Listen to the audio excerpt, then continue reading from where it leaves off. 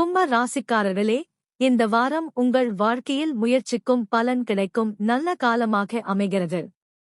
வாரத்தின் ஆரம்பத்தில் சூரியன் மற்றும் சுக்கிரன் ரிஷப ராசியில் இருப்பதால், அது உங்கள் 4ஆம் வீடாக அமைந்து குடும்பம், வீடு மற்றும் மன அமைதி தொடர்பான விஷயங்களில் கவனம் தேவைப்படுகின்றது. சில சிறிய சவால்கள் இருந்தாலும் அதை சமாளிக்க முடியும். மே 15ஆம் தேதிக்குப் பிறகு சூரியன் மற்றும் சுக்கிரன் மிதுன ராசிக்கு மாறுகின்றன.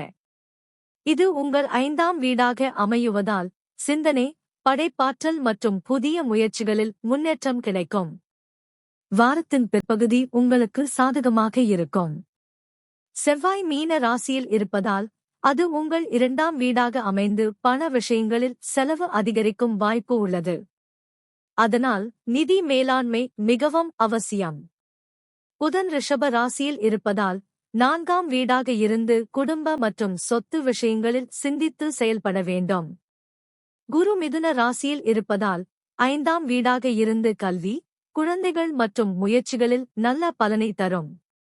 சனி மீன ராசியில் இருப்பதால், அது 2ஆம் வீடாக அமைந்து 7.5 சனி காலத்தின் ஒரு பகுதியாக இருக்கும். இதனால் பண விஷயங்களில் மற்றும் குடும்பத்தில் சற்று கவனம் அவசியம். ராகு உங்கள் ராசியிலேயே இருப்பதால், முதல் வீடாக இருந்து சிந்தனை மற்றும் முடிவெடுப்பதில் சில குழப்பங்களை தரக்கூடும். கேது சிம்ம ராசியில் இருப்பதால், 7ஆம் வீடாக இருந்து உறவுகளில் சற்று சவால்களை உருவாக்கலாம்.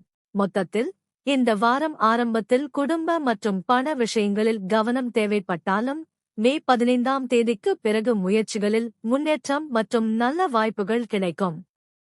பொறுமையுடன் செயல்பட்டால் இந்த வாரம் உங்களுக்கு நல்ல பலனை தரும். இது A Cube TV Tamil astro channel.